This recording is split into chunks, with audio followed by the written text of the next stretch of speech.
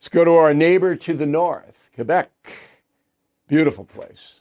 Have you been? Oh, Quebec City, I love it. I stay at the Chateau Frontenac, right on the St. Lawrence River. Great. And then mountains, and I really enjoy going up there. But they're crazy. The government of Quebec, which is totally different from the government of, say, Calgary or Edmonton or, one of the Western provinces, they're trying to ban all religious symbols. Now, you couldn't do that in the United States because freedom of expression says if I want to wear a cross, or my pal wants to wear a Star of David, or my other pal wants to wear a Muslim symbol, we can wear them. Gay, that's our Constitution. And nobody can do anything about it. In Canada, in Quebec, they have a law, Bill 9, hasn't been passed yet or signed into law, but it passed. No, an act respecting the reinforcement of the, basically, away from religion, secularism, we would call it down here. So here are the two things that are big in the law. You can't prohibit certain public sector workers, in the public sector now, from wearing anything with religious symbols, including crosses.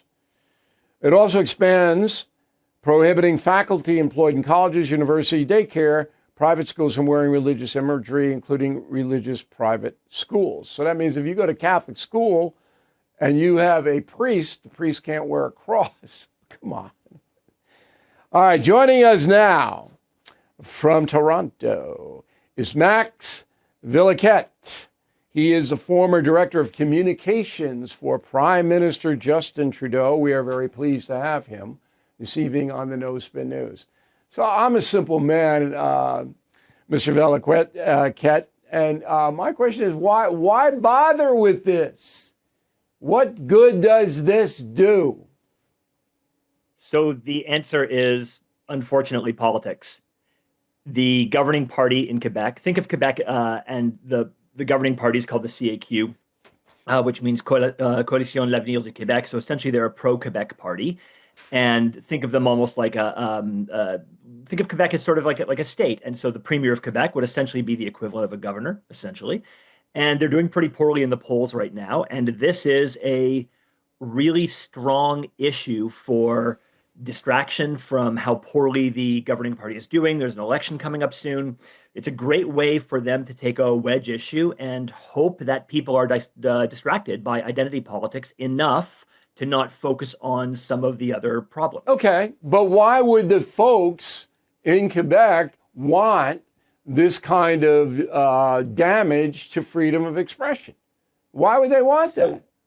I mean, it was so interesting off the top for you to hear that Quebec is a lovely place, but also kind of weird. I've lived there. I would agree. It is a lovely place, but also kind of weird. All right, good. I'm glad we're simpatico on that. And I mean, I love it.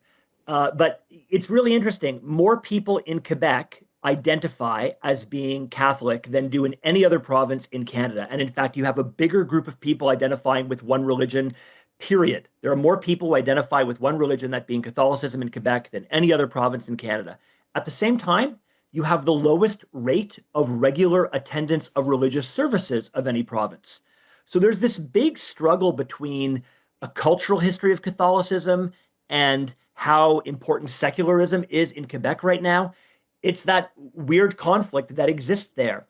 American homeowners, the FBI has been warning all of us about a type of real estate fraud called title theft. The target, your equity. With just a forged signature, ownership can be transferred out of your name, and without protection in place, you are facing an emotional and financial nightmare. That's why I partner up with Home Title Lock. You can find out today if you are already a victim and protect yourself. Use promo code BILL at HometitleLock.com to get a free title history report, plus a free trial of their $1 million triple lock protection.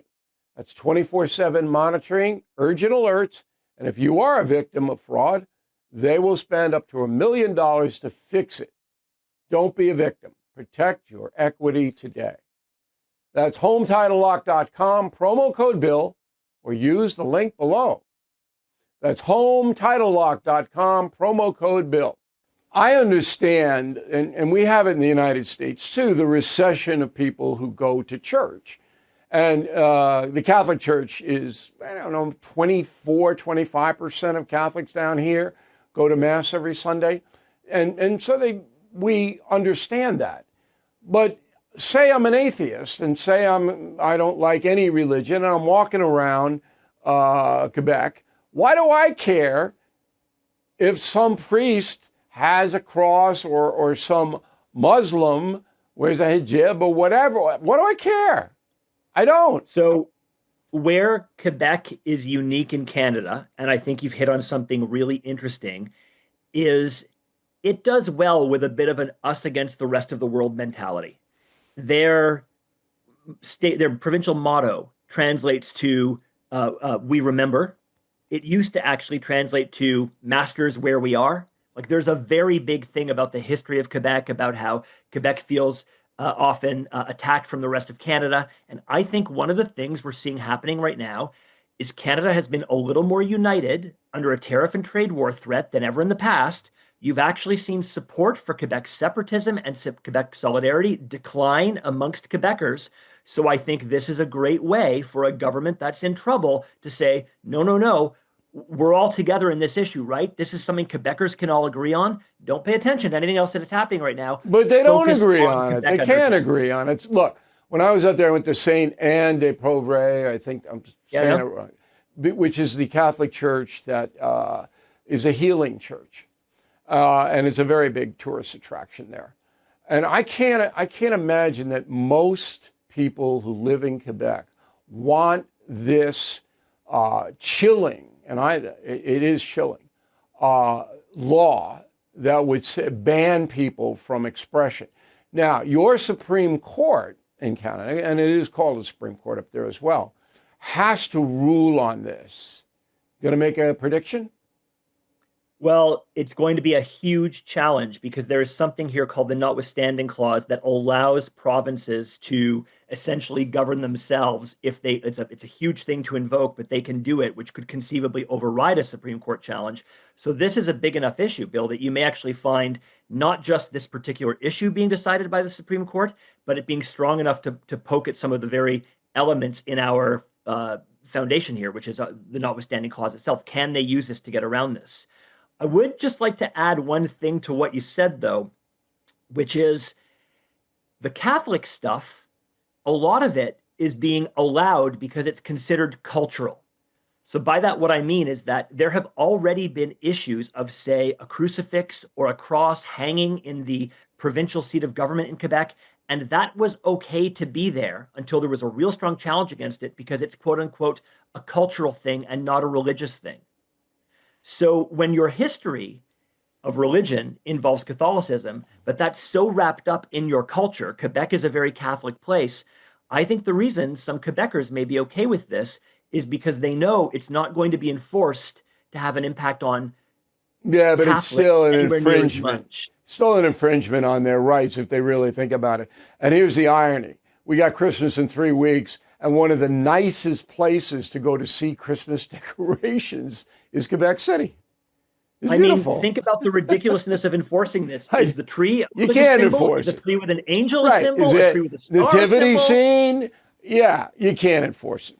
All right, Max, we appreciate the update. You'll be our go-to Canada guy from now on because we do want to have a good relationship with Canada and we want to understand what's going on up there. Thank you very much.